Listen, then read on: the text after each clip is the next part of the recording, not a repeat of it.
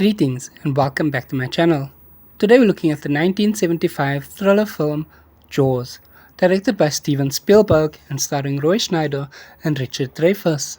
Let's begin. In the New England beach town of Amity Island, a young woman goes for a late-night ocean swim during a beach party. An unseen force attacks and pulls her underwater. Her remains are found washed up on the beach the next morning. After the medical examiner concludes it was a shark attack, newly hired police chief Martin Brody closes the beaches. Mayor Larry Vaughan persuades him to reconsider, fearing the town's summer economy will suffer. The coroner, apparently under pressure, now concurs with the mayor's theory that it was a boating accident. Brody reluctantly accepts their conclusion until a young boy, Alex Kintner, is killed at a crowded beach. A bounty is placed on the shark, causing an amateur shark hunting frenzy.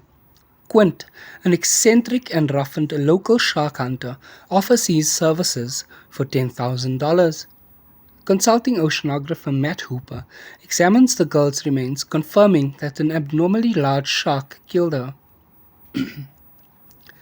When local fishermen catch a tiger shark, the mayor declares the beach is safe.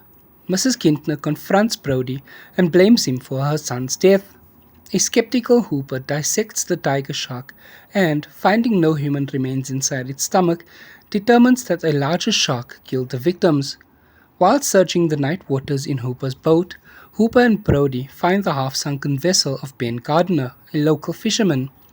Underwater, Hooper removes a sizable shark tooth from the boat's hull, but accidentally drops it after discovering Gardner's severed head. Vaughan dismisses Brody and Hooper's assertions that a huge great white shark caused the deaths and refuses to close the beaches, allowing only increased safety precautions. On the 4th of July weekend, tourists pack the beaches. The shark enters a nearby lagoon, killing a boater. Brody then convinces a guilt-ridden Vaughan to hire Quint. Despite tension between Quint and Hooper, they set out with Brody on Quint's boat to hunt the shark. As Brody lays down a chum line, the shark suddenly appears behind the boat. Quint, estimating it is 25 feet or 7.6 meters long and weighs 3 tons, 3 long tons and 3.3 short tons, harpoons it with a line attached to a flotation barrel, but the shark pulls the barrel underwater and disappears. At nightfall, Quint and Hooper drunkenly exchange stories about their assorted body scars. One of Quint's is a removed tattoo, and he reveals that he survived the attack on the USS Indianapolis. The shark returns, ramming the boat's hull and disabling the power. The men work through the night, repairing the engine. In the morning, Brody attempts to call the Coast Guard, but Quint, obsessed with killing the shark without outside assistance, smashes the radio. After a long chase, Quint harpoons the shark with another barrel. The line is tied to the stern cleats, but the shark drags the boat backward, swamping the deck and flooding the engine compartment. Quint prepares to sever the line to save the transom, but the cleats break off, keeping the barrels attached to the shark.